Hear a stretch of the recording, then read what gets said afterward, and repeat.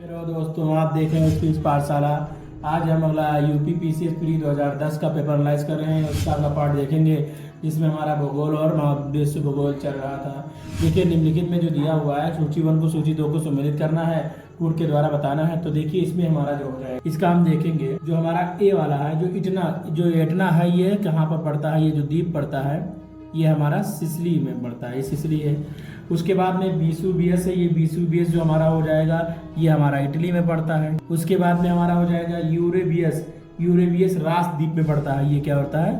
रास द्वीप में पड़ता है। और कोटोपैक्सी हमारा इक्वाडोर में पड़ता है। इससे ये पता चला कि डी का दूसरा, तो अगर हम डी के दूसरे की बात करें तो हमारी ये हो जाएगा। तो ये का जो हमारा चौथा हो जाएगा, बी का तीसरा हो जाएगा, और सी का जो है पहला हो जाएगा, और डी का हमारा क्या हो जाएगा? दूसरा हो जाएगा। इसलिए हमारा इसका आंसर क्या हो जाएगा? बी हो जाएगा। अगला हम देखेंगे, निम्नलिखित में सिल्वर लवड़ों में से किसका कृत्रिम वर्षा उत्पन्न करने के लिए प्रयोग किया जाता है? तो इसको तो सभी को पता होगा, सिल्वर आयोडाइड जो होता है, इससे क्या होता है? कृत्रिम वर्षा प्रयोग की जाती है, यानी मनुष्य के द्वारा जो बरसात की जाती है, यही हमारा इसी लवड़ का प्रयोग किया जाता है, जिसका क्या नाम है? Silver iodo. सिल्वर आयोडो को कृत्रिम वर्षा उत्पन्न करने के लिए प्रयोग किया जाता है। सिल्वर आयोडो का छिड़काव गुब्बारों या विमानों में बादलों पर किया जाता है, जिससे इसकी घनत्व बढ़ जाता है और बादल में छुपे पानी कण धरती पर आ जाते हैं। यानी बादल में अगर बहुत बादल घना हो, बारिश ना हो, तो उसके लिए क्या करते हैं? सिल्वर आयोडाइडो को तो हम क्या करते हैं? बर्फ के ऊपर छिड़काव करते हैं, जिससे मतलब बादल के ऊपर, जिससे पानी क्या होता है? घनत्व बढ़ जाता है और फिर वर्षा होने लगती है। कि अगर हम देखेंगे 54 नंबर जो क्वेश्चन है, किस मृदा को कम सिंचाई की आवश्यकता होती है क्योंकि वह मृदा नमी को रोके रखती है? तो आप लोग को ये सबको पता है कि काली मृदा जो ऐसी होती है जिसके सिंचाई की कम आवश्यकता होती है।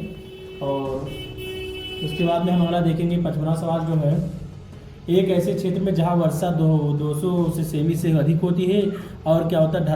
ढलाव पहाड़ी स्थल है, किसका खेती की जाती है? यानी वहाँ पर किस प्रकार की खेती की जाती है जहाँ पर 200 सेमी से वर्षा अधिक होती है? तो इसका हमारा क्या जवाब हो जाएगा?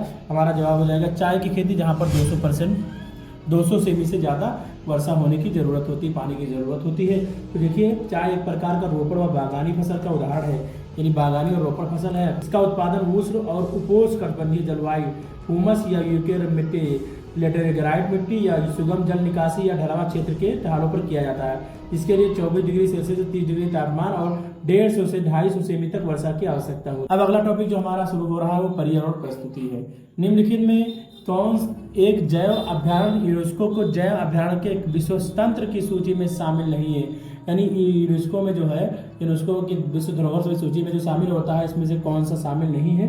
तो इसका हमारा जवाब क्या हो जाएगा? सिमलीपाल जो है, सिमलीपाल है। लेकिन 2002 में सिमलीपाल को यूनेस्को ने मान्यता प्राप्त कर दी थी। वर्तमान में यूनेस्को जो भारत के 12 अभ्यारण्य, देखिए इसमें से जो सही जवाब जो होना चाहिए था इसका 2008 के, जो हम 2010 का पेपर देख रहे हैं, लेकिन वो उस समय हाल ही में जो होता है, उस समय ये सिमलीपाल नहीं शामिल था। लेकिन वर्तमान में सुंदरबन, सिमलीपाल, मन्नार की खाड़ी और नीलगिरी सभी शामिल है, इसलिए इसमें से कोई जवाब सही नहीं है। उस समय उसका जवाब यही था, लेकिन उस वर्तमान में क्या है? ये भी शामिल हो गए हैं। इस समय यूनेस्को में 12 जो है वर्तमान में शामिल है। उसके बाद में 2020 तक नीलगिरी, मन्नार की खाड़ी, सुंदरबन, नंदा देवी, नोकरोक, पंचमढ़ी, सिमलीपाल, अचानक कमार, ग्रेट नोकबार, अमृतमाला और जयमंडल, आगार और कंचनजंगा, पन्ना, ये सभी 12 वर्तमान में 2020 तक देखा जाए तो इतने शामिल है। यूनेस्को ने अंतर्राष्ट्रीय मान्यता प्रदान की है, किसे? वर्तमान में किसे अंतर्राष्ट्रीय मान्यता प्राप्त की है? तो देखिए, अभी पिछला जो क्वेश्चन आया था, यूनेस्को ने नीलगिरी की तथा नंदा देवी जयमंडल को अंतर्राष्ट्रीय मान्यता प्राप्त की है,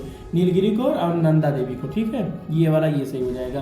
तो हमारा पहला और दूसरा क्या है? सही हो जाएगा, ठीक है। उसके बाद की अगर बात किया जाए 58 नंबर, निम्नलिखित कौन सा कारक जैव विविधता में ह्रास के लिए सर्वाधिक महत्वपूर्ण है? अगर ह्रास की बात किया जाए कौन सा, तो हम लोग सभी लोग को पता है कि प्राकृतिक वास और क्या होता है? विनाश, यही क्या होता है? सबसे ज़्यादा कारक होता है। अगर आप लोग इसको PDF चाहते हैं तो हमारे व्हाट्सएप ग्रुप से जुड़ सकते हैं, और आप लोग सब्सक्राइब करें, लाइक करें, शेयर करना ना भूलें। आप लोग शेयर नहीं करते हैं तो प्लीज़ सब्सक्राइब कर लिया करें और शेयर भी कर दिया करें।